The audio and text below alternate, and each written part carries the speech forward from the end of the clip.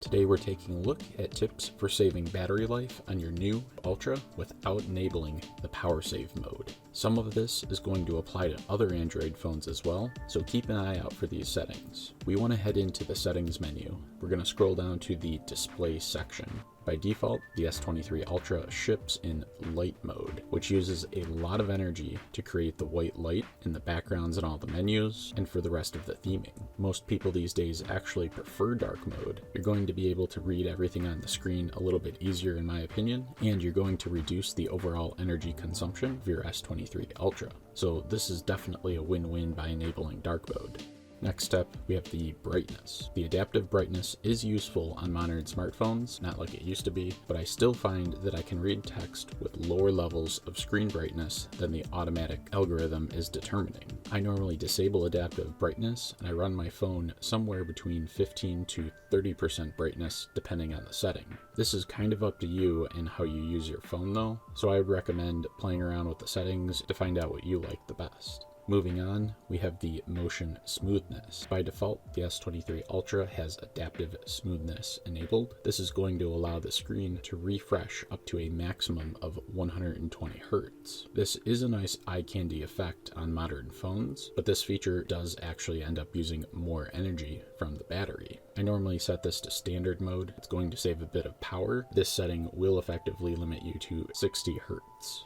Scrolling down a little bit, we have the screen resolution. By default, the S23 Ultra is going to ship with WQHD+, or 3088 by 1440 pixels. This is a really high screen resolution, and it's definitely going to make the phone look really nice, but if you're looking to save battery life, we're probably going to want to scale back on the screen resolution just a little bit. I recommend going into Full HD+.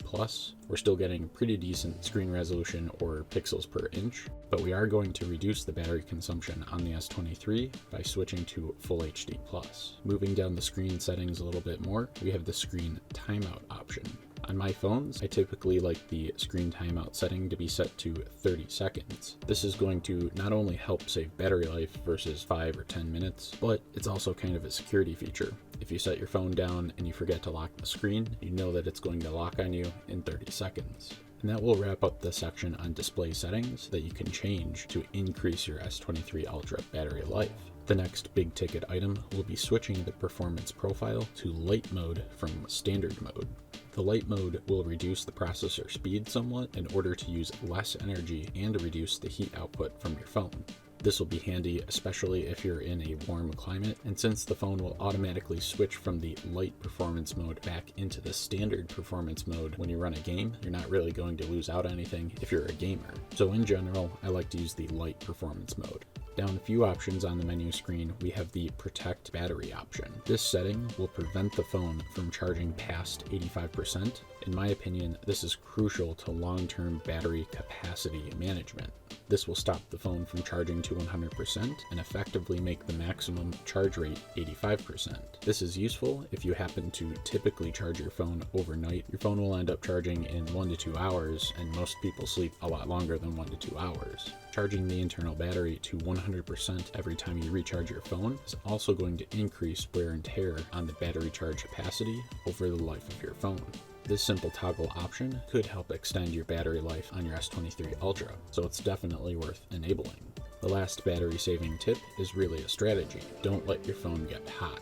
What I mean by this is whether you're playing a game and charging your phone at the same time, or if it's the middle of the summer and your phone is sitting on the dashboard on your car getting really super hot. If your phone battery gets hot over time, this will end up negatively impacting the total charge capacity that your battery has, meaning it won't be able to store as much energy. Heat is really the main enemy of the batteries, and over time, this will effectively reduce the amount of energy that the battery is going to be capable of storing. There are a few other battery tricks and settings that can be tweaked, but in general, this is my list of preferences that I would normally recommend to other people. This combination of settings can definitely gain you quite a bit of extra time in your day. If your battery was draining before the end of your day, whatever your day looks like, this might help extend it so you can make it at least the full day, hopefully, without recharging. Ideally, what you would want to do is to be able to make it not only through a full day with the charge, but actually make it through the overnight hours too, without needing waiting to recharge, and then recharge your phone the next day only for as long as you needed to in order to get to 85%. All of these battery saving strategies combined with the not letting your phone get too hot strategy will end up resulting in a longer life for your S23 Ultra battery, and you'll end up having a larger charge capacity over the life of your S23 Ultra.